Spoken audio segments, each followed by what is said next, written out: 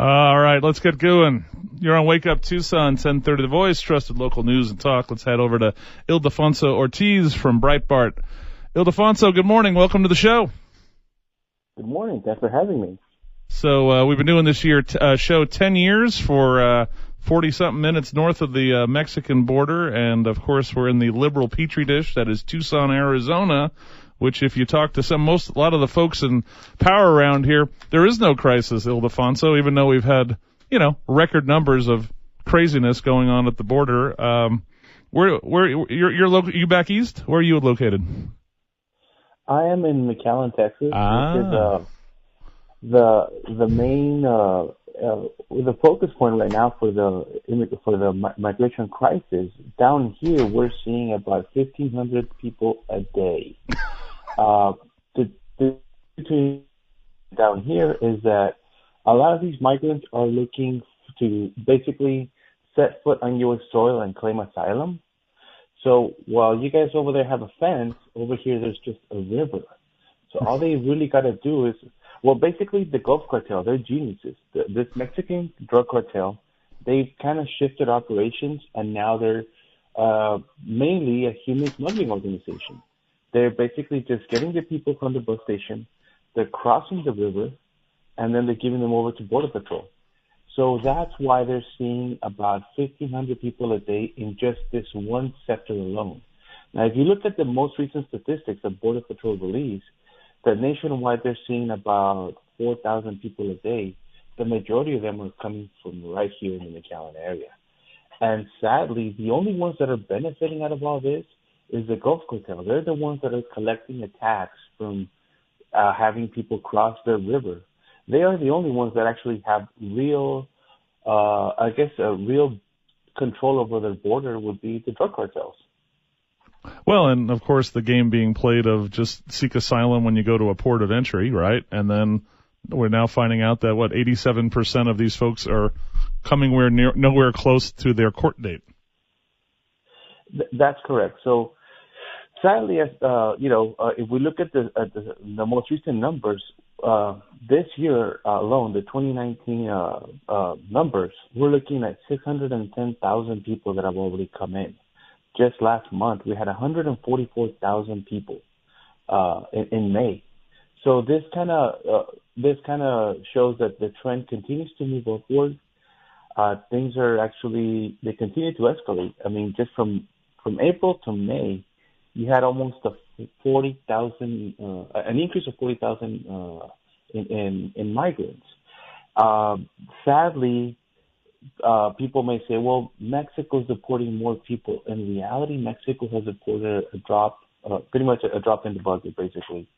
They are claiming to apprehend people, but in reality, if you look back at some of our stories, in February, during one of the caravans, you actually had state governments providing bus transportation for the migrants to move them to the border cities. We were just talking about that story yesterday.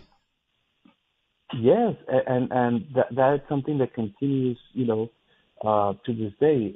Pretty much most migrants that reach the southern border, they turn themselves into Mexican authorities. They get a humanitarian visa or a transit visa that gives them 30 to 90 days to be in Mexico, and then they got to leave the country. Well, that gives them enough time to reach the northern border and find a way to get across. So like I was saying, from El Paso out west, there's a barrier, a physical barrier, a fence of some sorts. So they have to kind of go through the port of entry. Down here where you have a river, I'm talking from Eagle Pass, Del Rio area, McAllen, there are no real physical barriers. All you have is the river.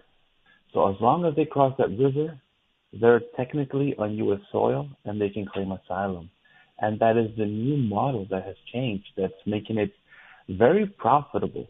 So let me give you an example. The Gulf Cartel, which is the leading criminal organization right here that operates in Texas, in this part of Texas and in northern Mexico, they are collecting from $300 to $500 per person. And that is just from the person. Once that person reaches the border city of Reynosa, they're charging $300 to $500 just to cross that river. That's separate from the rest of the journey that they had to pay. That is just to give them the right to cross that river and turn themselves into authorities. And that fee includes some coaching. The people are told what to say. As soon as they reach, they turn themselves into Border Patrol. They say, I am in fear for my life. I request asylum. And they're told what documents to bring and everything. So it's become a very advanced business model. This is, like I said, the cartels are the only ones that are benefiting out of all this. So the Mexican government, in relation to the cartels, is this something where they don't really are messing with them because as long as they're not shooting each other and doing this, it doesn't bother them? Well, if you look back at Mexico's history, the Mexican government and the cartels, it's going to be kind of bad of me to say it, but they've been allies for the last 30 years. In reality, the cartels got to be the size they are because Mexican officials, in one way or another, enabled them to grow. If you look at, for example, take a look at El Chapo's trial. They gave the witnesses in that trial were giving you a list of names of generals, governors, presidents that they gave bribes to. So that kind of gives you an idea of how bad things really are versus what officials say. So, for example, right now, President Trump has threatened to impose tariffs in Mexico starting next week. And Mexico's wanting to talk and everything, but in reality, Mexican officials have been talking for a long time about doing things. In reality, they're not. If Mexico was actually doing something significant about it, then the migration crisis wouldn't be what it is right now, and the drug cartels wouldn't be controlling so many vast areas of Mexico like they are right now. You have to remember, the cartels that are sort of south of Arizona tend to be relatively peaceful, but for example, if you look at Los Zetas, the Gulf Cartel, Cartel Jalisco, those guys are legitimate terrorist organizations. And by me saying that, I'm talking about they have used car bombs in the past. They behead their victims. They do the goriest types of executions that you can think of. And I'm not talking just about cartel and cartel. I'm talking about they do this to their kidnapping victims as a way of making extra money. Those cartels are the ones that, for example, the Gulf Cartel and Los Zetas, they are the ones that also got into the human smuggling business, and they are sadistic, and they are brutal to the migrants that go through their territories. For example, do you remember last year when the first migrant caravan was announced and everybody was talking about it and, oh, we have 5,000 people that are coming? Well, here's an interesting fact. From the southern border of Mexico well, actually, they reached Mexico City. From Mexico City to McAllen, where I'm at, it was about 600 miles. But instead of trekking those 600 miles or riding buses and everything, they went 3 times the distance to Tijuana to reach California. Why was that? Why did they go that route? Freebies. Well, not only that, but in reality, the cartels in that area, they don't really mess with human smuggling. They just focus more on drugs. Gotcha. And if they were to go through here, they would have to deal with Los Zetas and the Gulf Cartel. Now, for example, in 2011, Los Zetas butchered 72 migrants because one of the smugglers did not pay a fee, and they executed everybody. And that was just one case that we know of. Mexico is actually littered with mass graves. Last number I was able to document was 2,000 mass graves of kidnapping victims, cartel execution, and sadly migrants that did not pay their fees. So this is some very scary situation that's going on. Now, going back to this issue with the tariffs, what's really happening? The talks are breaking down. Mexico's trying to appease the U.S., trying to kind of say, hey, don't put the tariffs, we'll do something. But in reality, Mexico, they don't have the operational capabilities to actually do something about it. Sadly, public officials have a long history of corruption in Mexico, so there's no real credibility to what they're bringing to the table. And it seems that the U.S. might actually have caught on to that, not to really believe what public officials in Mexico are saying. We're on with Ildefonse Ortiz, Breitbart. He's been writing on this for a long time, calling in from, he's at another ground zero, probably the ground zero, McAllen, Texas. Ildefonso, so here, again, you're in a border state like we are. So when the president announces this tariff starting at 5%, and moving up if Mexico doesn't want to help, of course I have all the people, politicians, business leaders, bureaucrats who said nothing while the border was falling apart. All of a sudden are saying this is the worst thing possible. Is that what you're seeing in Texas too? It is. Primarily, most of the border politicians tend to be left of center. And they tend to always turn a blind eye to border issues.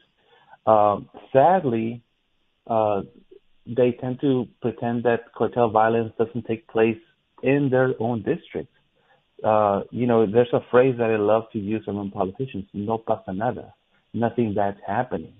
And sadly, that's when politicians will use they'll use certain crime statistics to say, look, things are great, we have a low murder rate, et cetera, et cetera. But in reality, those are just they tend to base that off the FBI Uniform Crime Report, and that only looks at 7 different statistics. They don't take a look at the crimes that really affect border cities. Those statistics will look at murder, rape, theft, car theft, arson, but they don't look at kidnapping, extortion, sex trafficking, human trafficking, money laundering. So when you look at certain crimes, certain border cities may seem great, but when you look at the totality of the crime, and then you also add in the crimes that are reported by federal agencies, border cities actually have a very high level of crime the politicians turn a blind eye to. Well, we're in extra special world here in Tucson. We're at we have a city council that, as the money got a little scarcer during the '08 collapse of the economy. They decided not to really rehire cops that were running away from them. So we're at we have a police chief who's really kind of a sanctuary city guy, who basically is at 1988 staffing levels of the actual police. And our border politicians, I have 2 Democrats, Kirkpatrick and Grijalva, who either love this stuff or don't say a word about it. Sadly, that tends to be the norm on border regions as well. Politicians, they tend to kind of play the political card, and they try to say things are not bad. And it's very funny, but let me take you south of the border. When you look at the Mexican cities, most politicians in Mexico will say, no pasa nada, things are great. And I've had this, I encountered several Mexican, two particular Mexican border state governors that would tell me, lie to my face and say, no pasa nada, things are great, come visit. There is no violence. Well, actually, those 2 governors are currently listed in they're currently indicted in federal court in Texas for working with Los Zetas. One of them, his trial is coming up in October. But these are the same politicians in Mexico that kept telling me, no, things are great. There's no violence. It's just scare tactics. Sadly, that same message of things are great, that's what we keep hearing from politicians in north of the border. And it's very sad. But you mentioned local officials. Let me just give you a quick figure. Down here in South Texas, we have 3 counties, Hidalgo, Starling, Cameron. In the last 15 years, we have had 5 border sheriffs that have gone to prison, corruption-related cases tied to organized crime in Mexico. Wow. What do the people who are Americans on the border of Mexican descent, what do they think about all this chaos? The families, not the politicians, the families who are living, breathing, dying, and doing their thing in McAllen, Texas. What do they think about this? Well, it's a divided city. You have certain people that are opposed to it; they can't stand it, and then you have the people on the left, the younger crowd, the ones that are more. They kind of fall for the rhetoric that It's all about love, et cetera, et cetera. But it's a divided city. There's two different sides of it, and people that are noticing what's happening don't like it. This city has a lot of law enforcement officials, law enforcement agents that work the line, Border Patrol, DPS, local police. They don't like what they're seeing. They don't like the crisis that's going on. They don't like the fact that there are not enough agents manning the river or responding to calls, because they're all at the station caring for all the migrants that are coming in. It's kind of scary, but if you were to look at the number of agents on the line right now, those numbers would scare you. There's basically nobody out there. What do we think the numbers out there? Well, I'm hearing that 50 to 60% of the agents are actually at the station, doing other stuff, caring for migrants, that kind of stuff. Right. And only about 40% of them are out in the field. That's mildly scary. What's your take on how does the mainstream media coverage of the border? As a guy who's there living it every day, and then you turn on your Foxes, MSNBCs, CNNs, and you see what they do. What do you think of how they cover the border? Are they really giving the reality to the American public in these other areas of the country? Well, sadly, no. So what the media does, and most border journalists, you guys have them in Arizona, the people that call themselves the border journalists, they only look at the last 5% of the migrant's journey, which is from the moment they reach the U.S., how the evil Border Patrol officers treat how evil they are. They treat them bad. The CBP officers, the evil ICE agents that mistreat and mishandle these migrants and will send them back. That's all you hear from the media. Sadly, the media does not look at the other 95% of the journey. They don't like to look at the MS-13 that destroyed those countries in Central America. That's kind of one of the reasons why some of them may want to leave. They don't like to look at the government officials in those countries. They don't like to look at Mexico and how the Mexican immigration authorities are the main enabler of this migrant crisis. They don't like to look at how the drug cartels have destroyed large parts of Mexico, how those same drug cartels are the ones that control the human smugglers, and how those human smugglers and the drug cartels sexually abuse the large majority of the women that reach this border. And that is something that they don't like to look at. Most of the young girls and women that reach our border have been abused at some point along the journey. And this is a cycle of abuse that our politicians are enabling. They're just letting it continue. If you were to look at it from a humanitarian side, something has to stop. But by politicians turning a blind eye, they're just perpetuating this cycle of abuse. Now, some of the men are forced to carry drug loads for these drug cartels to be granted passage. So in reality, if you were to look at it from a humanitarian angle, people should be opposed to this. Hey, I got two more questions for you, then I'll let you go. I would love to keep doing this as a regular thing, if that's okay with you, because we're living two parts of the same nightmare, I think, at our cities. When you said 610,000 people coming to the border, and what was that time period again? You said that earlier. Oh, well, that was the 2019 statistics released by Border Patrol that they looked at the fiscal year. Okay. From October to May, it's 610,000 people. In May alone, we had 144,000 people. Now, it's interesting that when you hit that number, 610,000, that is pretty much the entire population of Tucson, Arizona has come to the border from these different countries. What's your next story you're working on? Well, we're taking a very close look at Los Zetas cartel, how sadly they continue to be beheading people in this just south of us, and how actually the cartel is running kidnapping operations in Texas.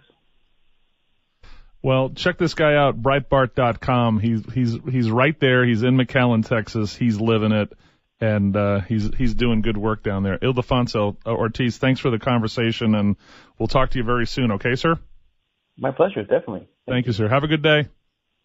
You too. There he is, Ildefonse Ortiz, Breitbart, covering border for the last so many years, and he's right there, McAllen, Texas. They're like our sister city in pain. So 6:52 in the morning, we got to get going. We'll have reflections of that interview and tie it to a couple other stories that are breaking right now about the border. Wake up.